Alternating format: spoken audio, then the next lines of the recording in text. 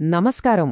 మనం రోజు మాట్లాడే ప్రతి మాట, రాసే ప్రతి వాక్యం వెనుక ఒక అద్భుతమైన శాస్త్రం దాగి ఉందని ఎప్పుడైనా అనిపించిందా? పదండి, ఈరోజు మనం మన తెలుగు వాక్యం యొక్క ఆ అందమైన నిర్మాణ రహస్యాలను ఛేదిద్దాం. అయితే ఒక్క నిమిషం, ఈ పాఠం చివరి వరకు చాలా జాగ్రత్తగా వినండి. ఎందుకంటే చివర్లో మీ పరీక్షలకు ఖచ్చితంగా ఉపయోగపడే 4 ముఖ్యమైన 10 మార్కుల ప్రశ్నలు మీకోసం ఎదురుచూస్తున్నాయి. ఒక్కసారి ఆలోచించండి. మనమెంత తేలిగ్గా మాట్లాడేస్తాం కదా! ఉదయం లేచిన దగ్గరనుంచి రాత్రి పడుకునే వరకు ఎన్ని వాక్యాలు వాడతాం. అసలు ఈ వాక్యాలు ఎలా తయారవుతున్నాయి? వాటి వెనుకున్న సూత్రాలేంటి? సరే, అయితే పదండి, మన ప్రయాణాన్ని మూలాల నుంచే మొదలుపెడదాం. మన భాష అనే పెద్ద భవనానికి పునాదే ఈ వాక్యం. దాన్ని సరిగ్గా అర్థం చేసుకుందాం. మరి వాక్యమంటే ఏంటి? కేవలం కొన్ని పదాల్ని పక్కపక్కన పెడితే సరిపోతుందా? అస్సలు కాదు. వాక్యం అంటే ఒక సంపూర్ణమైన భావాన్ని, ఒక పూర్తి ఆలోచనని ఎదుటివారికి స్పష్టంగా చేరవేసే ఒక అర్థవంతమైన పదాల అమరిక. చూడండి, ఏ తెలుగు వాక్యానికైనా సరే దానికి ప్రాణం పోసేవి 3 ముఖ్యమైన భాగాలు. వీటిని వాక్యానికి గుండె, మెదడు, ఆత్మ అని కూడా అనుకోవచ్చు. అవే కర్త అంటే పనిచేసేవారు, కర్మ అంటే ఆ పని ప్రభావాన్ని అనుభవించేది, మరియు క్రియ అంటే జరుగుతున్న పని. ఈ ఉదాహరణ మనందరికీ తెలిసిందే. చూడండి, రాముడు రావణుని చంపెను. ఇక్కడ చంపెను అనేది పని, అంటే క్రియ. సరే, ఆ పని ఎవరు చేశారు? రాముడు. కాబట్టి ఆయనే కర్త. ఆ పని ప్రభావం ఎవరిమీద పడింది? రావణుడి మీద. కాబట్టి రావణుడు కర్మ. చూశారా? ఈ 3 కలిస్తేనే ఆ వాక్యానికి ఒక అర్థం, ఒక ప్రాణమొచ్చాయి. ఎంత స్పష్టంగా ఉందో కదా! సరే, వాక్యం యొక్క ప్రాథమిక నిర్మాణం అర్థమైంది. కాని మనం మాట్లాడే మాటలన్నీ ఒకేలా ఉండవు కదా. కొన్ని సింపుల్గా ఉంటాయి, కొన్ని కొంచెం కాంప్లెక్స్గా ఉంటాయి. మన ఆలోచనలను బట్టే వాక్యాలకు కూడా 3 రకాల రూపాలుంటాయి. అవేంటో చూద్దాం పదండి.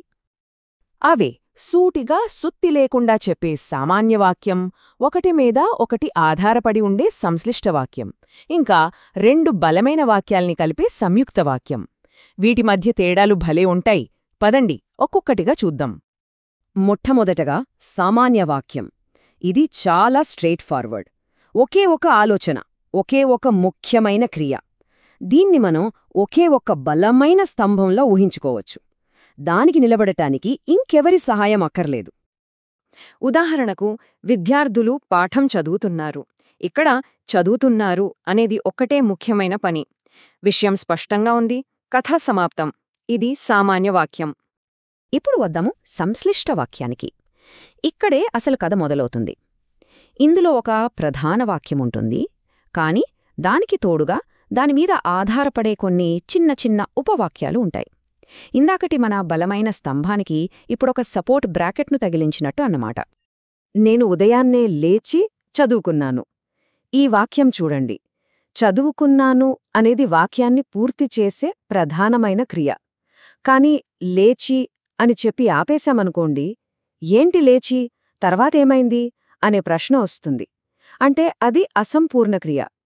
ఇక్కడ చదువుకోవడం అనే ముఖ్యమైన పని, లేవడమనే పని పూర్తయ్యాకే జరిగింది. ఇలా ఒకటి ప్రధానమై మిగతావి దానిమీద ఆధారపడితే అదే సంశ్లిష్టవాక్యం. ఇక మూడో రకం సంయుక్తవాక్యం. ఇక్కడ ఒకరిమీద ఒకరు ఆధారపడటం లాంటివి ఉండవు. 2 సమానమైన, బలమైన సామాన్య వాక్యాలను కలిపి ఒకటిగా చేస్తాం. ఇందాకటి మన ఉదాహరణలోని 2 బలమైన స్తంభాలను పక్కపక్కన పెట్టి మధ్యలో ఒక బీమ్ వేసి కలిపినట్టు. ఉదాహరణకు, ఆమె బాగా పాడింది, అందుకే అందరూ మెచ్చుకున్నారు. ఇక్కడ చూడండి, ఆమె బాగా పాడింది అనేది దానంతటా అదే ఒక పూర్తి వాక్యం.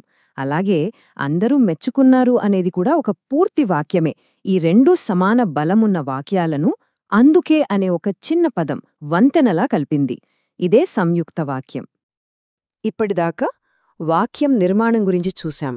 ఇప్పుడు ఇంకో ఆసక్తికరమైన విషయం చూద్దాం. మనం ఒకే విషయాన్ని 2 రకాలుగా చెప్పొచ్చు. కథలో హీరోని మార్చినట్టన్నమాట. ఇక్కడే మనకు కర్తరి, కర్మణి వాక్యాలు పరిచయమవుతాయి.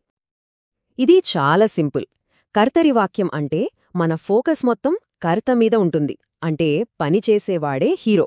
అదే కర్మణి వాక్యంలో మన ఫోకస్ కర్మ మీదకు మారిపోతుంది, అంటే పని ఎవరిమీద జరిగిందో వాళ్లే హీరో. ఉదాహరణకు, ఆమె పరీక్ష రాసింది. ఈ వాక్యంలో మన స్పాట్లైట్ ఎవరిమీద ఉంది? ఆమె మీద. ఆమె ఇక్కడ యాక్షన్ హీరో, కాబట్టి ఇది కర్తరి వాక్యం. ఇప్పుడు చూడండి మ్యాజిక్. ఇదే వాక్యాన్ని ఇలా కూడా చెప్పొచ్చు. పరీక్ష ఆమె చేత రాయబడింది. చూసారా? స్పాట్లైట్ ఆమె మీద నుంచి పరీక్ష మీదకు షిఫ్ట్ అయిపోయింది. ఇక్కడ హీరో పరీక్ష, రాసిన వ్యక్తి సైడ్ క్యారెక్టర్ అయిపోయారు. ఇదే కర్మణి వాక్యం. మనం దేనికి ప్రాధాన్యత ఇవ్వాలనుకుంటున్నామో దాన్ని బట్టి ఈ రెండింటిలో ఒకటి వాడుకుంటాం. సరే, మనం కేవలం సమాచారం ఇవ్వడానికే మాట్లాడం కదా. మన ఉద్దేశాలు చాలా ఉంటాయి. ప్రశ్నలడుగుతాం, ఆర్డర్లు వేస్తాం, ఆశ్చర్యపోతాం. వీటన్నింటికీ వాక్యాల రూపం కూడా మారుతుంది. సాధారణంగా మన వాక్యాలు 4 పనులు చేస్తాయి. 1. నిశ్చయార్థక వాక్యం. ఇది ఫలానా విషయం ఇలా జరిగింది అని ఖచ్చితంగా చెప్తుంది. 2. ప్రశ్నార్థక వాక్యం. పేర్లోనే ఉంది, ఇది ఏదైనా అడుగుతుంది. 3. విధ్యర్థక వాక్యం. ఇది ఒక ఆజ్ఞ లేదా అభ్యర్థన, అది చెయ్యి, ఇది ఇవ్వు లాంటివి. ఇక 4వది ఆశ్చర్యార్థక వాక్యం. అబ్బా, అయ్యో లాంటి మన భావోద్వేగాలని బయటపెడుతుంది. బాగుంది. ఇప్పటిదాకా వాక్యం గురించిన కథంతా విన్నాం. కాని ఈ జ్ఞానాన్ని ఏం చేసుకోవాలి? కేవలం తెలుసుకుని వదిలేయడానికేనా? కాదు. దీన్ని మన పరీక్షల్లో మార్కులుగా ఎలా మార్చుకోవాలి? మన జీవితంలో మన మాటల్ని ఇంకా పదునుగా ఎలా మార్చుకోవాలి? అదే ఇప్పుడు చూద్దాం. అస్సలు పాయింట్ ఇదే. ఇన్ని విషయాలు నేర్చుకున్నాం కదా, ఈ వ్యాకరణ సూత్రాలను పరీక్షాపత్రం మీద ప్రయోగించి మంచి మార్కులు ఎలా కొట్టాలి? నేను మొదట్లో మాట ఇచ్చినట్టుగా ఈ పాఠం నుంచి మీ పరీక్షకు రావటానికి అత్యంత అవకాశమున్న 4 10 మార్కుల ప్రశ్నలు ఇవిగో. జాగ్రత్తగా నోట్ చేసుకోండి. 1. వాక్యమంటే ఏమిటి? దాని లక్షణాలను ఉదాహరణలతో వివరించండి. 2. సామాన్య, సంశ్లిష్ట, సంయుక్త వాక్యాల మధ్య తేడాలు ఏమిటి? 3. కర్తరి, కర్మణి వాక్యాలను ఉదాహరణలతో పోల్చి చెప్పండి. 4. సంశ్లిష్ట, సంయుక్త వాక్యాల నిర్మాణం, వాటి ప్రయోజనాల గురించి వివరంగా రాయండి. ఈ 4 ప్రశ్నలకు మీరు సిద్ధమైతే ఈ అధ్యాయం మీ చేతిలో ఉన్నట్టే. ఒక్క విషయం గుర్తుంచుకోండి, ఈ వ్యాకరణం కేవలం పరీక్షల కోసం కాదు, ఇది మన ఆలోచనలకు ఒక రూపాన్నిచ్చే సాధనం. మనం వాడే ప్రతి వాక్యం మన వ్యక్తిత్వానికి అద్దం పడుతుంది. ప్రపంచానికి మనల్ని మనం పరిచయం చేసుకునేది మన మాటల ద్వారానే.